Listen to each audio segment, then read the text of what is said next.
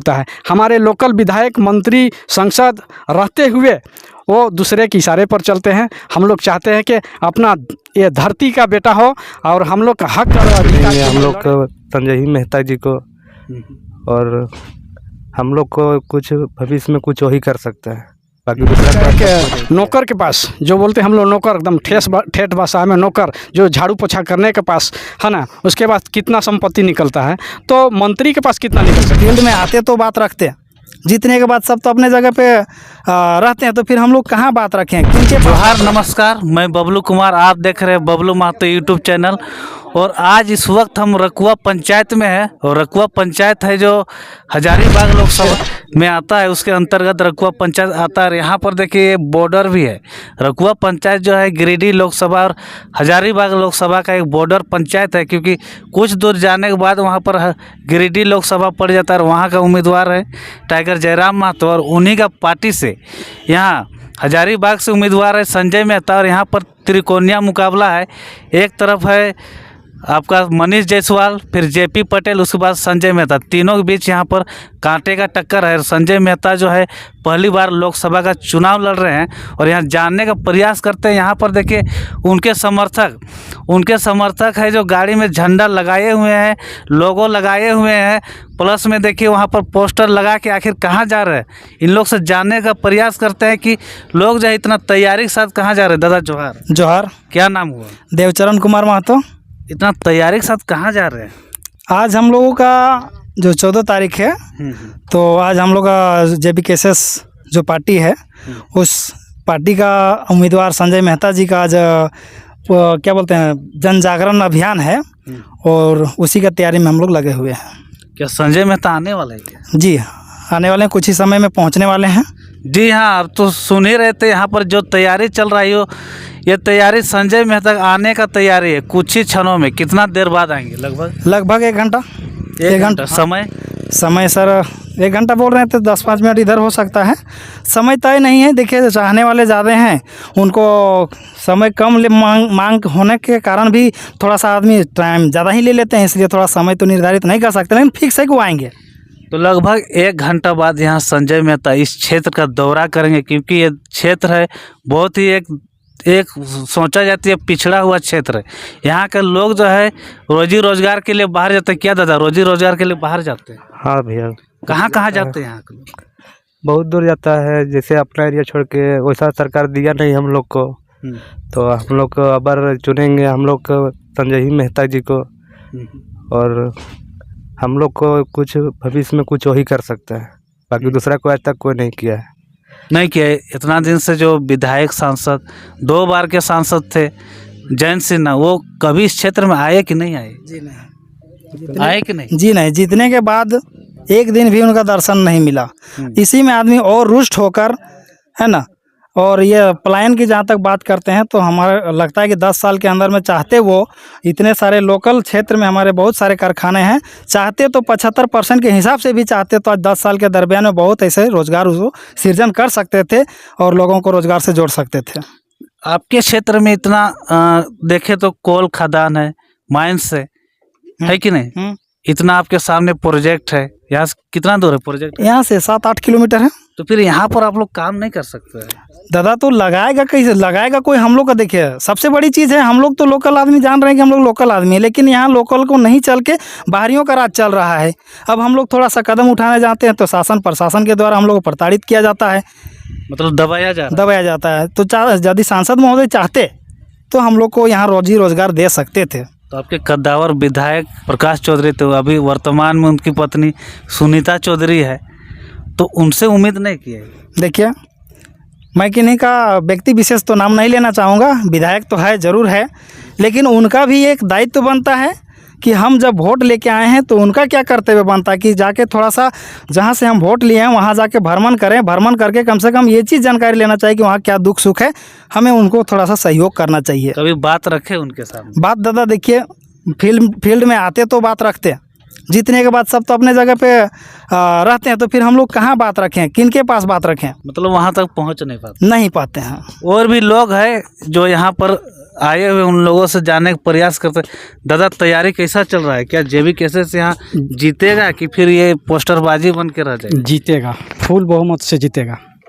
इसलिए कि बहुत बार देख चुके हैं, जेएमएम को भी देख चुके हैं, और इधर मतलब अभी तो गठबंधन है ना, दोनों बीजेपी और आसू में है, ये इधर और कांग्रेस और जेएमएम है, दोनों का हम लोग पहले से भी देखते आए हैं। वो लोग जितना मतलब विकास किया है तो सिर्फ अपना परिवार का विकास किया है, और बाकी जनता से उम्मीद जितना रखे थे खरा इसमें बिल्कुल दोनों पार्टी को कोई नहीं उतरे हैं। इसलिए हम लोग चाह रहे थे एक नया चेहरा लाने के लिए, और इस बार हम लोग फुल बहुमत के साथ में हम लोग लाने का प्रयास करेंगे। और हम लोग अपना ही जो अपना विधानसभा है हजारीबाग लोकसभा के अंदर में, इसमें हम लोग रोजी के लिए और जो प्लानिंग बनता है और नीति और नियम, जो नीति अभी तक जो सरकार बना नहीं पाई, उसके वजह से हम लोग का जो यहाँ का जो गरीब क्षेत्र का जो बाहुल क्षेत्र का है, जो लड़का लोग पढ़ लिख के अभी क्या बोलेंगे प्लानिंग में वो लोग बेरोजगार के चलते पलायन हो जाते हैं और जाके दूसरे देश में जाके काम कर रहे हैं।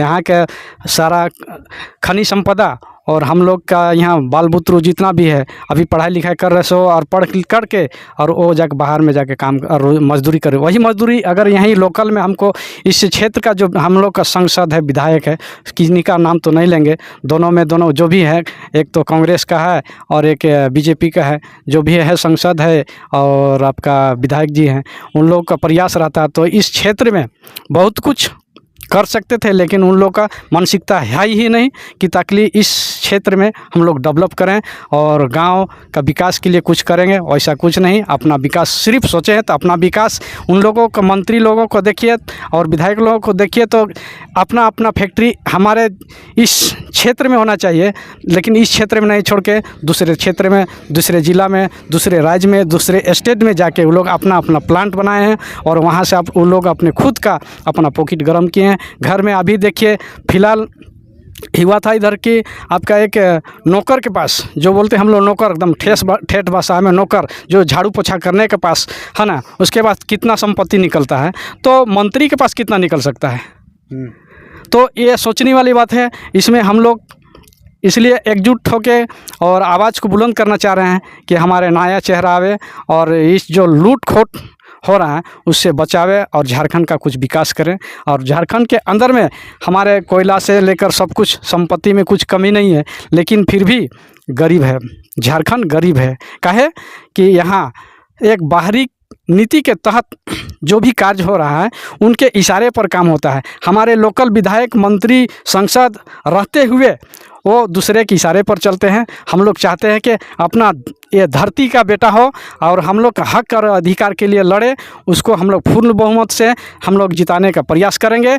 और इस बार एकदम पक्का है कि हम लोग बदलाव की ओर जा रहे हैं और बदलाव करके ही छोड़ेंगे। इसलिए हमारे जयराम दादा उलगुलान जो छेड़े हैं उसमें हम लोग 100% मतलब धन मन तन तीनों लगाने के लिए और लगा ही रहे हैं। जितना लगेगा लगाएंगे। इसमें हम लोग को रक्त भी दान करना होगा तो रक्त दान करके भी हम लोग आगे बढ़ाएंगे और देश के हमारे झारखंड के लिए विकास करने के लिए पीछे नहीं मुड़ने देंगे। इसलिए हम लोग इस कदम को लिए हैं, संकल्प लिए हैं कि जैसे भी हो हमारे बाहरी राज्य को, हमारे जितना भी हमारे इस धरती में हैं, झारखंड के अंदर में सपूत पुत्र है, जो भी है, किसी भी जाति का है, हम जातिवाद नहीं करते हैं, जाति किसी भी जाति का है, वो उभर कर आवे और अपने झारखंड के स्थिति और ये जो यहाँ का नियम और नीति है उस पर वो लोग मतलब विचार करें और अपना जो अभी तक नियम और नीति नहीं बन पाया। यहाँ अभी तक नियम और नीति नहीं बनने के कारण अभी जो पेपर लीक हुआ था फरवरी में जो हुआ था वो उसमें सीजीएल का, उसमें से कितना बच्चा लोग, उसमें मेरा भी बच्चा था, ऐसा बात नहीं है कि मेरा भी बच्चा था, लेकिन अभी अपना जगह पर में खड़ा रहता। अरे कुछ भी तो मिलता, अभी वेतन में खड़ा रहता तो अपना पैर में मांगने को, पिताजी को और माताजी को तो नहीं मांगते, दूसरे को मांगने का आश्रित नहीं रहते, अपना पैर में खड़ा रहते। तो वो बोलते कि अब हम महीने खुद का कमा रहे हैं झारखंड के अंदर में रह के। लेकिन ये क्या किया, यहाँ के सरकार, जो भी सरकार के आदमी हैं, उसने खुद को बेचने का काम किया है, यहाँ का रोजगार को बेचने का काम किया है, यहाँ के गरीब जनता को शोषण करने में एकदम ये लोग तुले हुए हैं। अभी तक अभी तक जो भी पार्टी में हैं, हम बिल्कुल किसी का स्पष्ट नाम नहीं लेना चाहूँगा, जो भी पार्टी का हैं उन लोग चाहते हैं कि शोषण करके पहले वाली राज्य जैसे चलते थे गुलाम के अनुसार से उसी हिसाब से अभी भी चला रहे हैं। गुलाम अभी भी करके रखे हैं, स्वतंत्र अभी तक झारखंड को नहीं होने दिए। तो झारखंड अभी तक सभी शोषण है, बिल्कुल शोषण। आज 24 साल ये मतलब अभी 23 साल ये 5वां महीना हो रहा है, इतना दिन के अंदर में भी शोषण कौन कर रहा है? शोषण हमारे जो यहाँ के संसद मंत्री IAS अफसर और हमारे मंत्री जी लोग जो और विधायक लोग जो यहाँ से चुन के हम लोग भेजे थे, उन लोग खुद यहाँ का नीति नियम को नहीं बनाया। उसके बावजूद में भी वो बाहरी जो IAS अफसर और बड़ा बड़े पदाधिकारी लोग हैं, उन लोगों ने उनके इशारे पर में ये लोग काम करते हैं, जबकि यहाँ का धरती पुत्र है, जबकि यहाँ का हक अधिकार इनको है। और इसका जानते हैं कि हमारे अंदर में सब कुछ यहाँ कोयला है, खनिज है, संपदा है ना। लेकिन ये लोग उन लोग को इशारे पर में और उन लोग का क्या कहना कि आप लोग हम लोग के इशारे में चलिए, आप लोग को नोट कमाना है। इसलिए वो लोग नोट कमाने के चक्कर में हमारे जो कोयला के सांसद MLA बने, अपने विकास और अपना व्यक्तिगत स्वयं का विकास को देखा है। सांसद और MLA बोलता है हम लोग जनता का सेवा करते हैं, आप लोग जनता है सेवा नहीं होता। ये बोल के मात्र वोट लेते हैं, जीतने के बाद बोल के वोट लेते हैं बस कि हमको जिताइए, हम विकास करेंगे। लेकिन जीतने के बाद उन लोग स्वयं अपना विकास करते हैं, विदेश में अपना कल कारखाना फैक्ट्री बनाते हैं, अपने बाल बच्चे को विदेश में पढ़ाते हैं, और यहाँ का जो खतियानी झारखंडी है उसको शोषण पीड़ित होने के लिए छोड़ दिया जाता है। अभी जो है सांसद का चुनाव हो रहा है, और सांसद जो है भारत सरकार का एक मुख्य अंग होता है। लेकिन पिछले 3-4 बार हम लोग 3-4 सांसद को बनाए, लेकिन कोई सांसद नहीं झारखंड के विषय को केंद्र सरकार के पास रखा। आज देखिएगा भारतमाला 6 लाइन रोड हाईवे के तहत बहुत सारे जगहों पर ये 6 लाइन वाला रोड बनाया जा रहा है, जिसमें बहुत सारे ज़मीनों का अतिक्रमण किया जा रहा है। जो ज़मीन का मालिक है उसको सही मुआवजा नहीं मिल रहा है, और जो गैरमजरूआ ज़मीन है उसको तो कोई मुआवजा दिया ही नहीं जा रहा है। तो उसको नहीं, जबकि वो ज़मीन को पुरखों ने बहुत मेहनत से माटी काट के काढ़ा करके झाड़ी उड़ी काट के बहुत मेहनत से माने रातों रात खट के दिन दुगुनी चार गुनी के भांति मेहनत करके उस खेत को बनाया, उस ज़मीन को बनाया, और आज वो ज़मीन मुफ्त में भारत सरकार प्लस झारखंड सरकार मिल के लूट रही है। लेकिन इस विषय पर यहाँ के सांसद लोग एक भी सवाल केंद्र पर नहीं रखते हैं, ना रख रहे हैं, बल्कि और बढ़ावा देते हैं कि हमारा झारखंड जो सो बहुत खाली एरिया है, वहाँ जाके रोड बनाइए, फैक्ट्री बनाइए।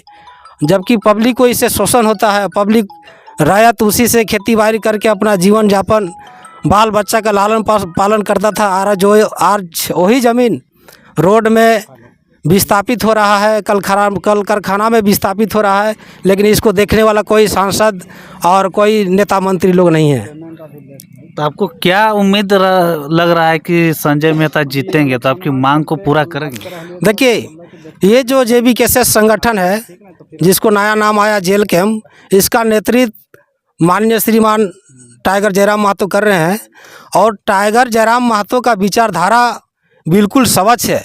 जो व्यक्ति कह रहा है अभी खुलेआम कि हम अगर सांसद बन गए तो हम अपना सैलरी का 75% जनता के सेवा में लगा देंगे, हमारा जो पूर्वज का ज़मीन है उससे अगर 1 इंच भी ज़मीन बढ़ेगा तो उसका जिम्मेवारी हम स्वयं होंगे।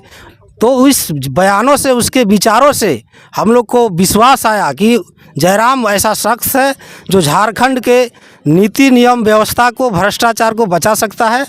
और उसी के नेतृत्व में हजारीबाग लोकसभा से श्रीमान संजय कुमार मेहता को टिकट मिला है, जिसका चुनाव चिन्ह है हेलमेट छाप।